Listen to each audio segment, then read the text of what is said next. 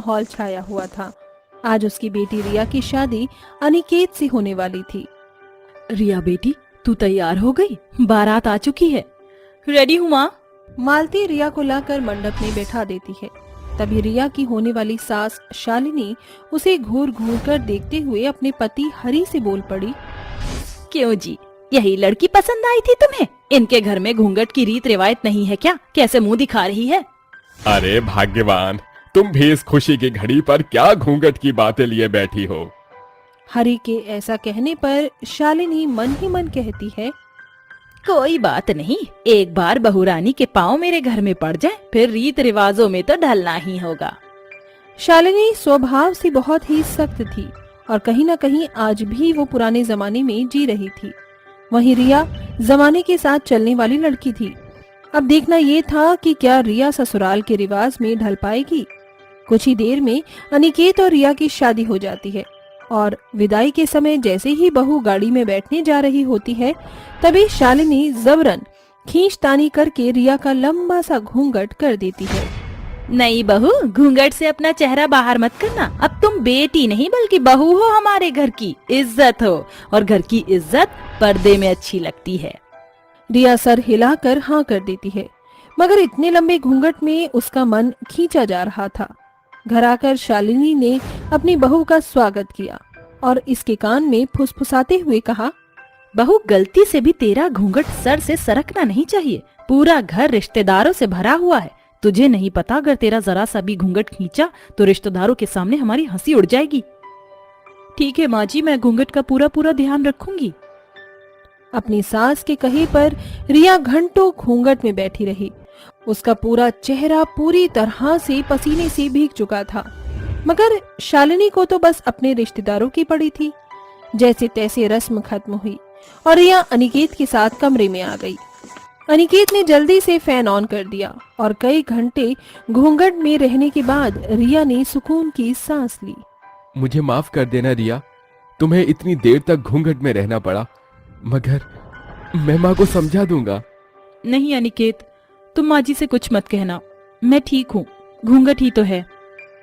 रिया ने अनिकेत के आगे घूंघट में होने वाली परेशानी को झुठला दिया, क्योंकि वो नहीं चाहती थी कि अनिकेत और शालिनी के रिश्ते में कोई झगड़ा हो। अगली सुबह रिया जल्दी उठकर ससुराल का सारा काम खत्म करके नहा धोकर रेडी होकर किचन में आ जाती है। तभी उसकी सास शालिनी बुरा सा मुंह बनाकर कहती है, अरे नहीं बहू, ये कैसी साड़ी पहनी है तूने? देख तो इसका पल्ला कितना छोटा है, और तूने घूंघट क्यों नहीं किया? ओहो माँ, अब कौन सा घर में रिश्तेदार हैं जो भाभी को घूंघट करना पड़े? तू चुप कर नताशा, तेरे कॉलेज का समय हो गया, तू जा। और बहू तू चल मेरे साथ।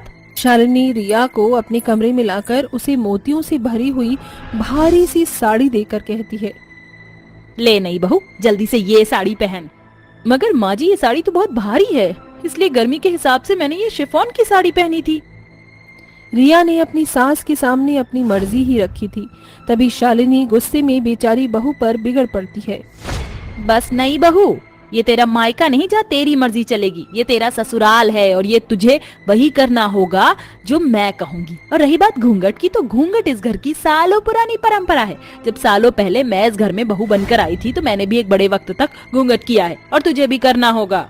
इस तरह शालिनी बड़े ही कड़े शब्दों में अपनी नई बहू पर लंबा घूंघट करने की बात थोप देती है। अपनी सास का ऐसा रवैया देखकर रिया का मन छोटा हो जाता है, जिसके बाद वो अपनी सास की दी हुई साड़ी पहनकर भरी गर्मी में रसोई में खाना बनाती है। तभी नताशा कॉलेज से लौट आती है और किचन में आकर कहती है, ये क्या भाभी, आपने इतना लंबा घूंघट क्यों किया है? माँ जी ने कहा है नताशा।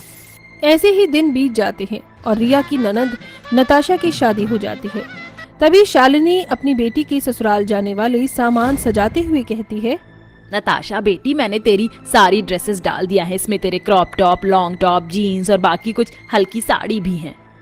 अपनी सास का ऐसा फर्क देखकर रिया को बहुत बुरा लगता है, जिसके बाद नताशा अपनी ससुराल चली जाती है। ऐसे ही दिन ढलते जाते हैं।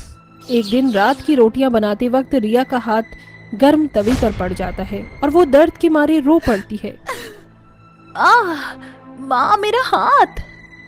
रसोई में आ रही आवाज सुनकर हरि और अनिकेत भागते हुए वहां आ जाते हैं। तभी शालिनी भी वहां आती है। अरे बहू, तू ठीक तो है? जी बाबूजी, मैं ठीक हूँ। रिया क्यों झूठ बोल रही हो? अरे तुम्हारा हाथ जल गया है। अरे जरा सा हाथी तो जला है, इसमें कौन सी बड़ी बात हो गई जो तुम दोनों बाप बेटे ने सारा घर सर पर उठा रखा है। अरे भाग्यवान, कभी कभी तो तुम हद ही कर देती हो। क्या हो जाएगा जो बहू घूंघट नहीं करेगी? घूंघट के कारण उसे कुछ भी सुध से दिखता नहीं। कभी रोटी बनाते वक्त हाथ जल जाता है तो कभी बर्तन मांजने में हाथ कट जाता है, और ये सिर्फ तुम्हारे घूंघट के कारण है। आजी तुम तो चुप करो, ये कोई अनोखी है क्या जो घूंघट नहीं करेगी? अरे बहू है इस घर की और बहू को थोड़ी बहुत तकलीफ उठानी पड़ती है। शालिनी के जिद पने को देखकर हरि और अनिकेत वहाँ से चले जाते हैं। ऐसे ही दिन बीत जाता है, मगर रिया के लिए कुछ भी नहीं बदलता। तभी कुछ ही दिनों में नताशा अपने मायके आती है। उसका चेहरा एक बड़े ही लंबे से घूंघट में ढका हुआ था, जिसे देखकर उसकी माँ शालिनी कहती है, नताशा बेटी, तूने इतना लंबा चौड़ा घूंघट क्यों किया है, जिस कारण तू सही से चल फिर भी नहीं पा रही? मेरी सासू माँ ने कहा है कि मुझे घूंघट में ही रहना है। अरे ऐसी कैसी सास है तेरी, जरा मैं बात करती हूँ। उसे मेरी बेटी की अपनी भी कोई मर्जी है कि नहीं? इसमें कौन सी नई बात है माँ? बहू बनने के बाद एक लड़की की अपनी मर्जी कहाँ रह जाती है? उसे बहुत कुछ झेलना पड़ता है, क्योंकि ससुराल मायके का घर आंगन नहीं। माँ, जहाँ एक लड़की अपनी मर्जी से जी सके, अपनी मर्जी के कपड़े पहन सके, उसे 6 मीटर की साड़ी और गज भर के घूंघट में बांध दिया जाता है। चाहे हंसकर या रोकर, हम बहुओं को हर हालत में ससुराल के हिसाब से चलना पड़ता है। नताशा की ये बातें शालिनी को आईना दिखा जाती हैं और उसकी आंखों पर नई बहू पर थोपी गई जिद छलक उभर आती है, जिसके बाद शालिनी को अपनी गलती का एहसास होता है और वो बोलती है, नताशा बेटी, तू सही कह रही है। एक तरफ तो मैं चाहती हूँ कि मेरी बेटी अपनी मर्जी से जिए, और वहीं अपनी बहू को दबाए रखने के लिए उसे घूंघट की घुटन भरी जिंदगी दे रही हूँ। मगर अब मुझे अपनी गलती का एहसास हो गया है। मैं जानता था भाग्यवान कि एक ना एक दिन तुम अपने हाथों से अपनी बहू का घूंघट खुद ही हटाओगी। ये तो बहू का बड़प्पन है जो वो तुम्हारी इतनी इज्जत करती है, जो तुम्हारी खुशी के लिए घूंघट में घुट घुट कर जी रही है। ये सुनकर शालिनी की आंखों में आंसू भर आते हैं और वो अपनी बहू रिया के पास आकर उसका घूंघट हटाती है। ये क्या माँ जी, आपने मेरा घूंघट क्यों गिरा दिया? अब तुझे घूंघट में रहने की कोई जरूरत नहीं बहू। मुझे समझ आ गया है कि बड़ों की इज्जत दिल से होती है, उसके लिए घूंघट करना ही जरूरी नहीं, बस नजरिया बदलने की जरूरत है। आज से तू भी मेरी बेटी है। अपनी सास की बात सुनकर रिया का बिखरा हुआ मन जुड़ने लगता है। उस दिन के बाद से शालिनी के घर में चाहे कितने भी रिश्तेदार क्यों ना आए, मगर उसने अपनी बहू पर घूंघट करने का बोझ नहीं डाला।